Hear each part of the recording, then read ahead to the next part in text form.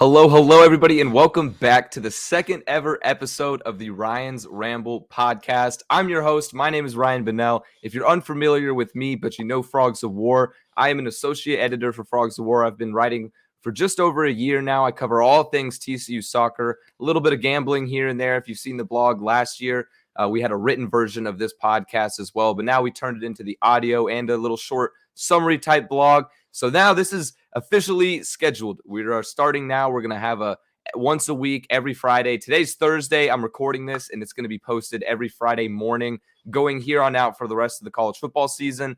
And if you know anything about Thursdays as a college student, I have some plans after this. But first, we're going to talk about some college football and get some of our best bets out of the way before week 0, not week 1, because week 1 technically doesn't start till next week. I've seen people are referring to this as week 0, so that's just what we're going to roll with. There are a few games this Saturday, August 28th, and we're also going to talk about a few games on Thursday, September 2nd, I believe is the date. But if you don't know what Ryan's Ramble is, really, essentially, it's just all things gambling, college football, college basketball. I'm going to be walking through some of the biggest games each week, talking about my favorite picks coming up. There may be some terms, some gambling terms that you may not be familiar with, but if you keep listening, I'm sure you'll pick it up. We're going to be talking about spreads, over-unders, some value, all that good stuff, parlays.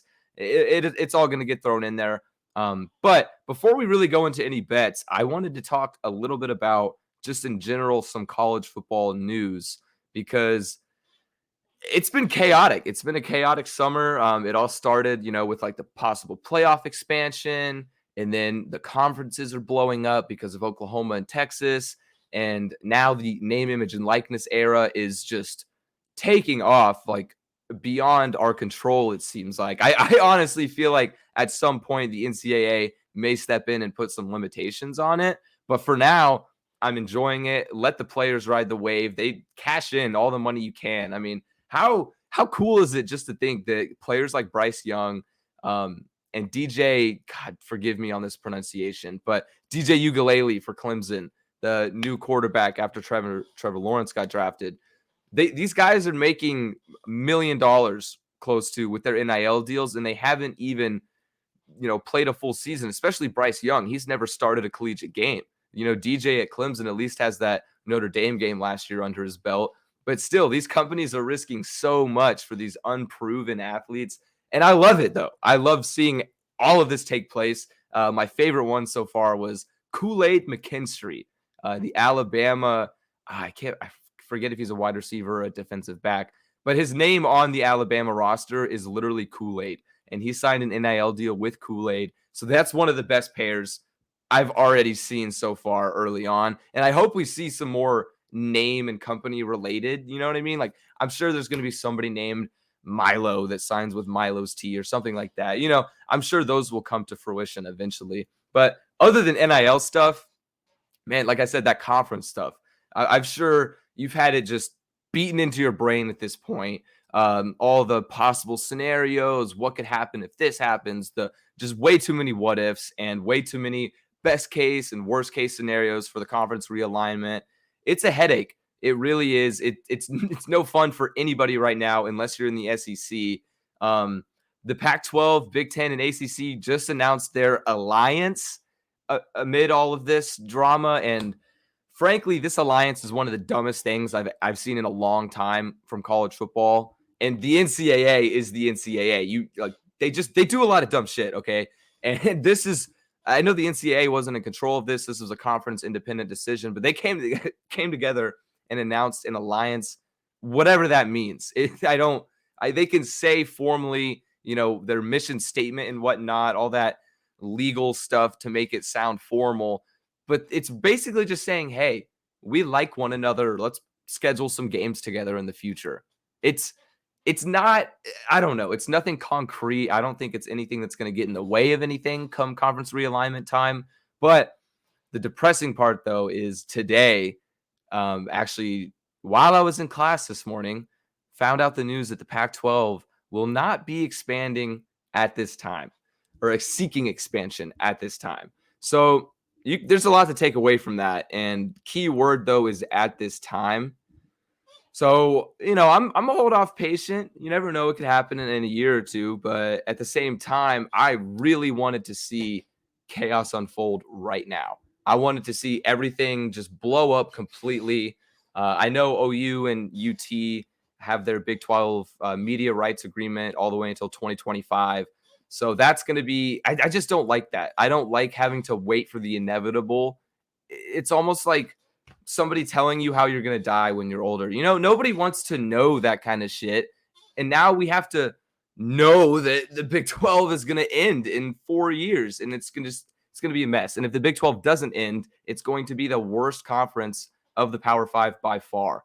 People have talked about bringing in SMU, bringing in UCF, bringing in teams of that caliber like Cincinnati maybe. That one geographically wouldn't really make as much sense, but it's been thrown in the loop there. And it just doesn't make any sense to me. I'm not a fan of forcing the Big 12. I think we need I would say ride the wave of realignment, but it looks like Pac-12 just kind of shut that down a little bit. Puts a bump in our path. I don't know what to say honestly about what our best case scenario is at that point. I would have 100% said Pac-12 is where we need to go, but with this recent news today, no clue, honestly. It's college football's chaos right now. I would say it's going to be a super fun year, but that's how it is every year. It's going to be super fun at the beginning. There's going to be some great matchups, but guess what's going to be the end result? It's going to be Alabama in the playoff. It's going to be Clemson in the playoff. It's going to be Ohio State as conference champions, and most likely Oklahoma again. So those 4 teams are just going to make up another one of the most boring playoffs ever, because it's the same damn teams every single year. I forget the exact number, but I believe it was over 70% of the playoff spots have been occupied by the same 4 teams since it began in 2014, which that's just some great ABS if you ask me. You can also look at the blue chip ratio, how drastically it has shifted since the playoff format began. I think the exact number, it went from somewhere around like 69% blue chip ratio for the perennial powerhouse schools like Alabama, Ohio State. If you don't know what blue chip is, it's basically a 4 and 5 star high school recruit. The good schools get the good players is essentially what that means.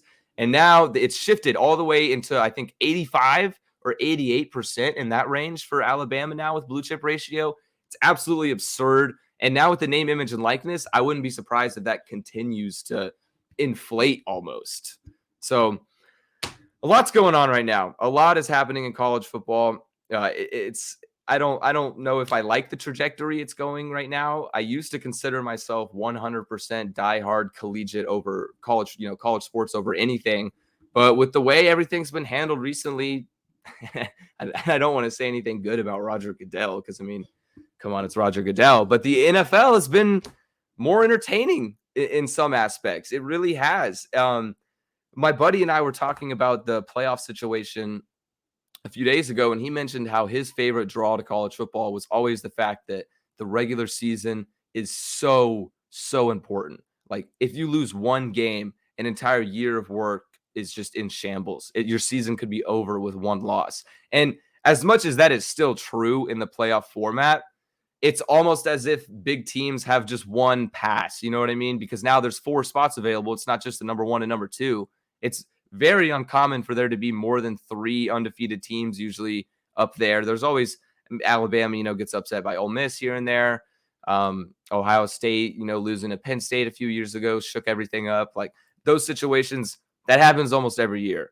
And so the regular season, as important as it still is, that has been diminished a bit in the past few years. It seems like teams can afford a loss really without worrying about it too much, especially in the early season. They worry about the early season losses because you can recover from that, which is kind of a catch-22.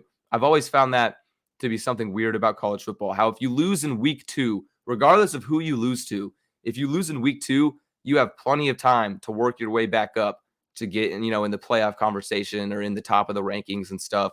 Whereas if you lose in week 10, you're toast. You're done. Like, there's no way you're coming back from that come playoff time, come bowl game time. It's just not happening. But nonetheless, I am excited. I'm not going to say I'm not excited. I'm going to be watching every single college football game I possibly can. My eyes are going to be glued to the TV this Saturday, even if I'm going to be watching Alcorn State play North Carolina A&T. There's a bunch of super tiny games this Saturday, a couple good ones, which we're about to get into right here. But nonetheless, college football is finally here. Even though shit has hit the fan to an extent, it should be a spectacle as always. I'm just worried that the playoff is just going to be mundane, routine again, same teams as always. I hope we see an upset in there. And I hate to sound like a homer, but I mean, TCU to win the Big 12 at plus 1,200 odds, there's some value in that. TCU's over-under win total is set at 7.5. There is a lot of value in that. I think TCU has at least an 8-win season. That is the bar. I'm surprised it was set that low. So if that's something you're into, I would keep look at TCU's over-under win total. That's what we talked about last week's episode, kind of as like a, not last week, earlier in the month, as kind of just a preview to the whole season, which bets to do, future bets, Heisman bets, conference bets, all that good stuff. But now that the games are finally here, it's time to get into some actual spread over-under, straight-up bets. Let's do it after I take this sip of water. Ooh, you get talking, talking gets that cotton mouth. I'm still getting used to this solo podcast format. So bear with me. I'm having a lot of fun, though, doing it so far. It's fun. I love the opportunity doing this for Frogs of War. Really appreciate it and all that good jazz. But nonetheless, it's time to talk about some sports bets. Now, week 0, as I said, I'm going to refer to it as week 0 because it's technically not officially week 1. But first up on my radar is Nebraska at Illinois. This is probably going to be one of the first major games of the season. And I say major just because it's 2 Power 5 programs. And I'm going to put 2 bets on this game, actually. I'm going 1 unit on the under of 54.5 and 2 units on Illinois plus 7 to cover the spread. So the reason I'm taking the under, this one's kind of just a gut feeling, honestly, because I think they're going to start the season out slow. Illinois is not a great offensive team by any means. Nebraska has a lot of shit going on right now with their investigations. What is their investigations right now? I think it's use of illegal coaches and scouts throughout last season. And also apparently they allegedly had some on-campus workouts during COVID whenever they were instructed not to. So the NCAA is investing Nebraska right now. I think that may distract them minimally, and it's not going to completely change their game, but it may be on the back of the coach's mind, may shake some things up. So that's another reason why I'm leaning towards Illinois plus 7. But if you look at this matchup last year, Illinois won by 18 points on the road.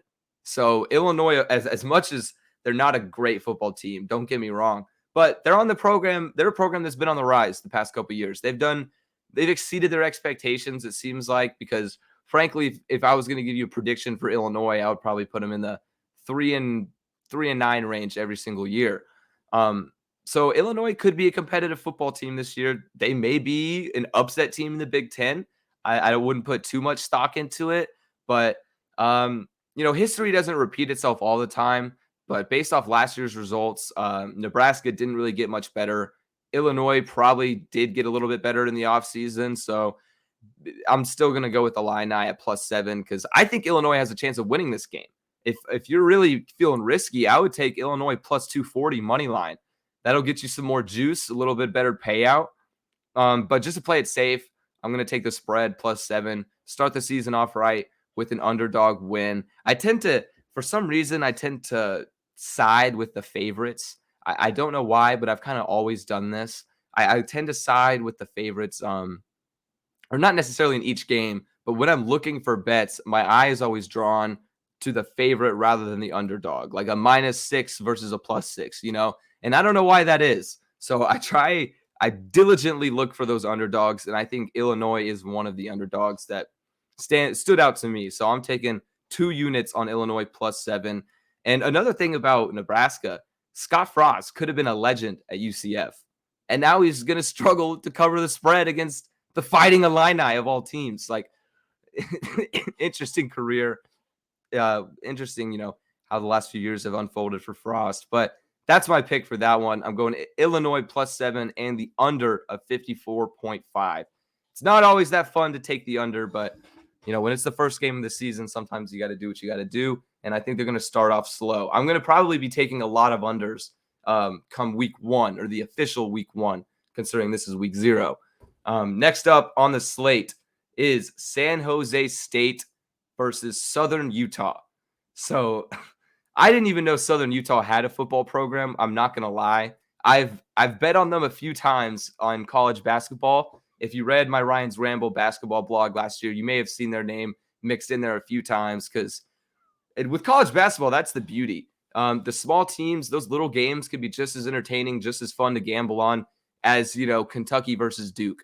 They really can. And also, if you just love watching basketball, that helps, of course, too. But throwing money on it makes everything even better. I guess now that I'm talking about money, now would be a great time to mention, should have mentioned this at the beginning of the episode, but this is for entertainment purpose only, okay?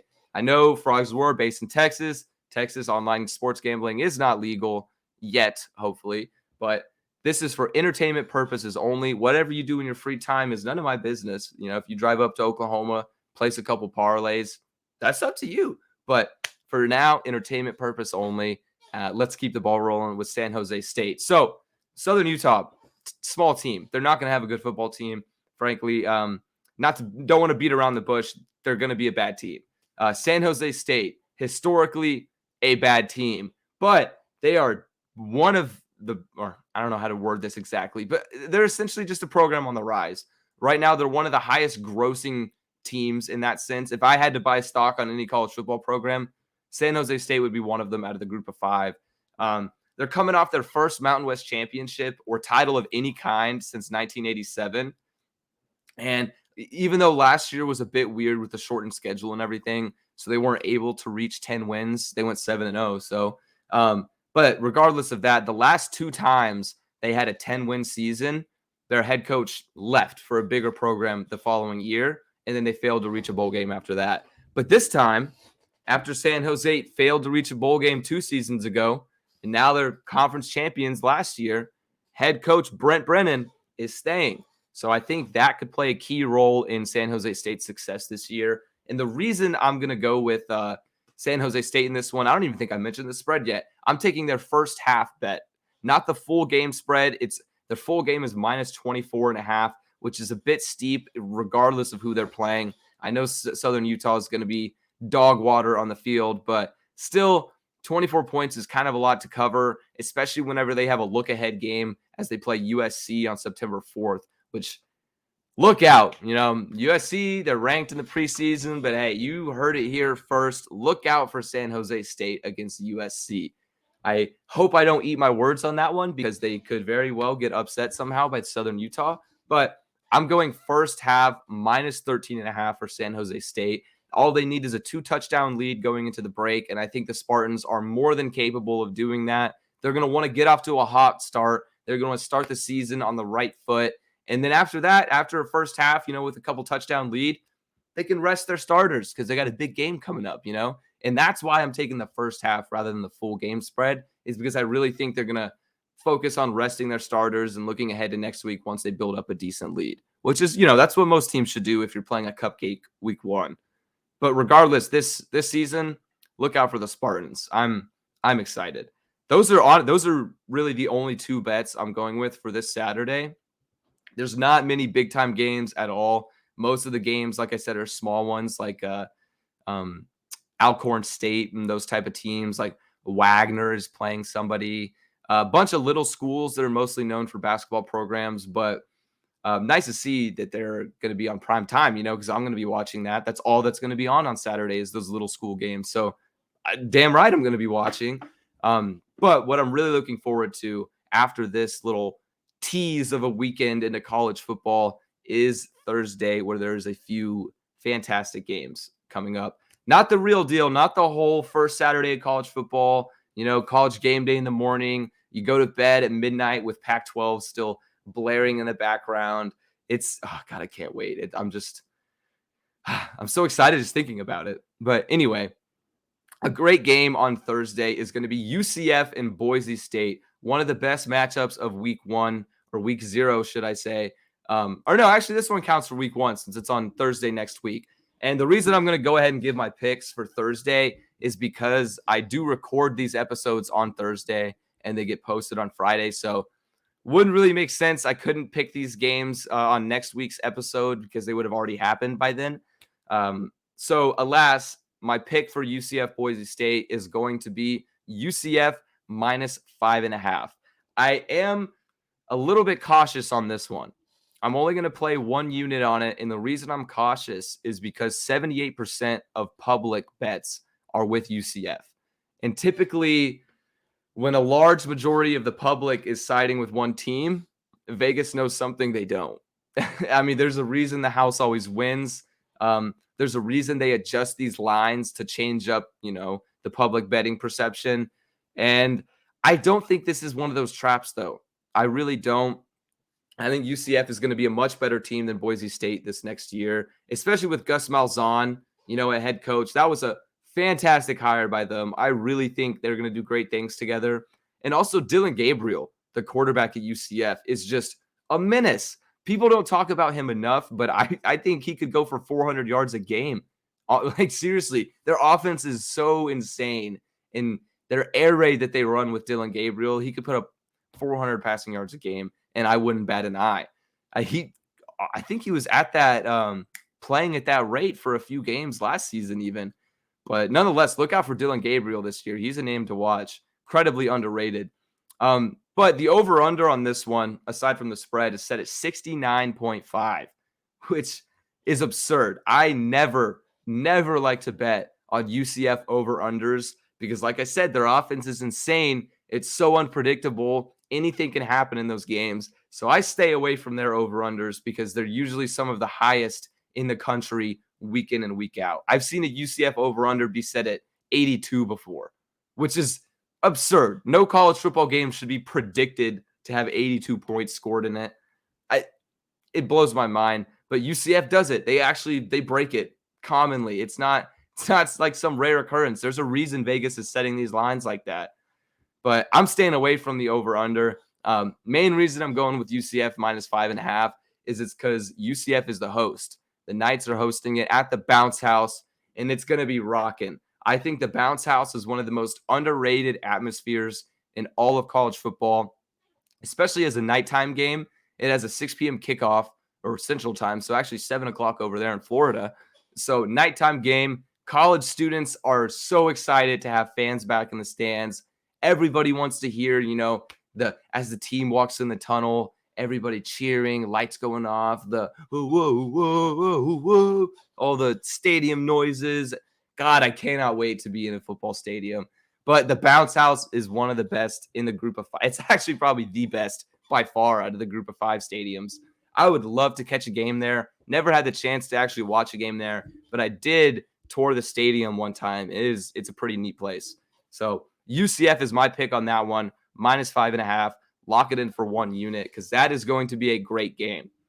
I wouldn't be surprised, honestly, if UCF runs away with it. I don't think, and maybe it's because I have a slight vendetta against Boise State as a TCU lifelong fanboy, but I think UCF is clearly the better team here. So take the Knights, minus 5.5. We're putting one unit on it. Next up is probably the biggest game of Thursday, not of the week. I don't want to say that because, Clemson, Georgia, Miami, Alabama, they're playing. But biggest game of Thursday is Ohio State versus Minnesota, and Minnesota's hosting this. So Ohio State's on the road to open the season. The spread favors the Buckeyes at minus 13.5, while the over-under is set at 64.5. Again, I'm going to stay away from this over-under. I don't like to go straight into over-under bets at the beginning of the season. And maybe that's me just being too cautious, but I like to kind of feel out how these new offenses are going to play, especially teams like Ohio State where they have a completely new quarterback in CJ Stroud. I like to see how these offenses are going to pan out. Teams' defenses often improve, so not going to go too hard on over-unders just yet. Going to proceed with caution on those. But I don't have an official play for this one. I wanted to bring this up because I think this is an interesting position for Ohio State on the road. Thursday night prime time, opening the season, new quarterback, kind of an interesting spot. And what I really want to know is what Ohio State's going to do with CJ Stroud next year. This is a little bit off topic, but now that we're talking about CJ Stroud, I have to bring this up. What are the Buckeyes going to do when CJ Stroud and Quinn Ewers are in the same locker room? Like, CJ Stroud is a guy that's already been talked about as a Heisman contender. I think on the odds, he's listed as the number 5 favorite to win the Heisman right now, which is absurd considering he's never played a game of college in his life. And now you're going to have CJ Stroud and Quinn Ewers, who is arguably the greatest quarterback recruit out of high school of all time. If not, it's Trevor Lawrence. So you're going to have those two guys sharing a locker room, splitting reps in practice. What do you do? I don't care if CJ Stroud leads Ohio State to the national championship this year. You can't just ignore Quinn Ewers. I mean, sure, that's hard to do. It's hard to, have all that success and then just give somebody the boot. But Clemson kind of did it when Trevor Lawrence came. Kelly Bryant wasn't a bad quarterback at all. And then Trevor Lawrence came, took that job. Sometimes it just makes sense.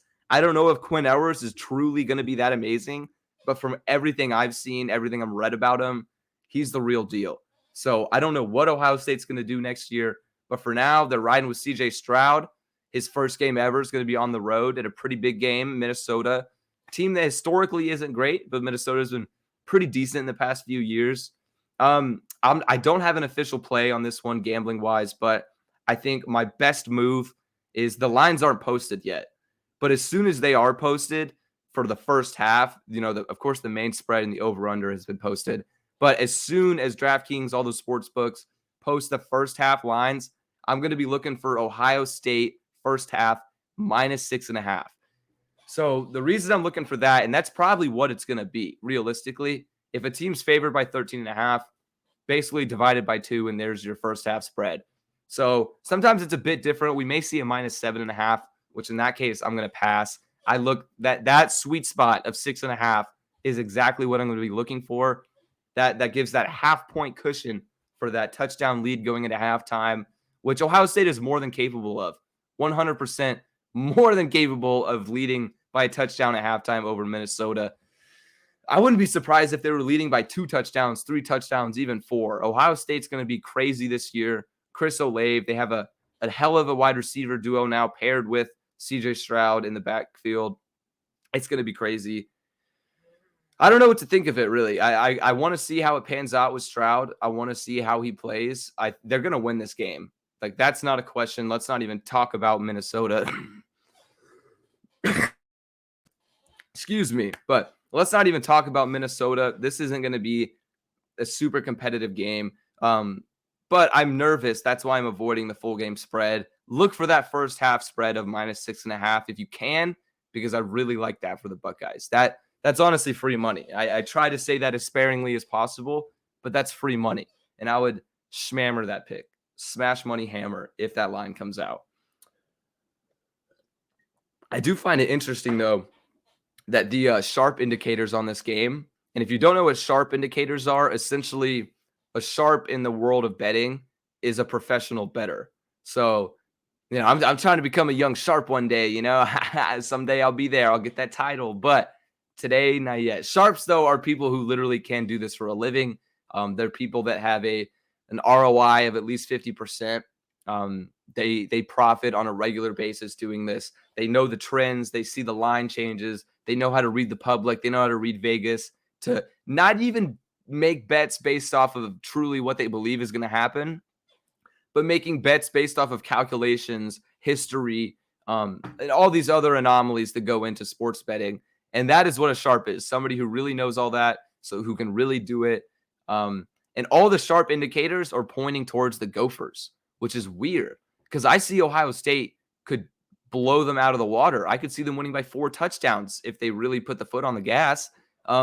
So the fact that the pros are siding with Minnesota is the main reason I'm nervous. If you look at the money percentage, Ohio State has 89% of the bets, which is a lot. And usually when the public is that, like I said before, usually when the public is that heavy on one side, Vegas has a huge payday. The house always wins. And meanwhile, Minnesota only has 11% of the bets. Now, flip-flop that, and let's look at the money percentage. So money percentage is not how many people are betting on this team. It's of the people that have bet on this game, all 100%, like that I just mentioned, that have bet on this game, what percentage of the money is on which team? So Ohio State has 89% of the bets, but they only have 73% of the money, which doesn't even out. Usually, an even game would make more sense, right? Whereas Minnesota has 11% of the bets, but 27% of the money of this game is placed on Minnesota. So essentially, that's a 16% difference, which indicates that these pro bettors are placing big money on Minnesota. So you don't always want to follow that model, not every time, but in a game like this, especially, that indicator is off the roof, a 16% difference for that, especially whenever Minnesota's only getting 11% of bets, which is abysmal. So everybody thinks Ohio State's going to run away with this one. So I would proceed with caution if that is your plan, because the pros are taking Minnesota for some reason, unbeknownst to me. No idea what's going to happen there. We'll see. We'll see how it goes. I'm excited. It's going to be a fun year of sports betting. Historically, fading the public pays off, though. So if you really are one of those guys that like systems, you like following those kind of models and stuff like that, like the pros use, go ahead and fade the public. Take Minnesota. Get away from, everybody's going to lose money on that game if Minnesota covers the spread. And Vegas is going to have a huge payday. Sportsbooks are going to have a payday. So fade the public is not a bad strategy at all. It just isn't guaranteed, All righty.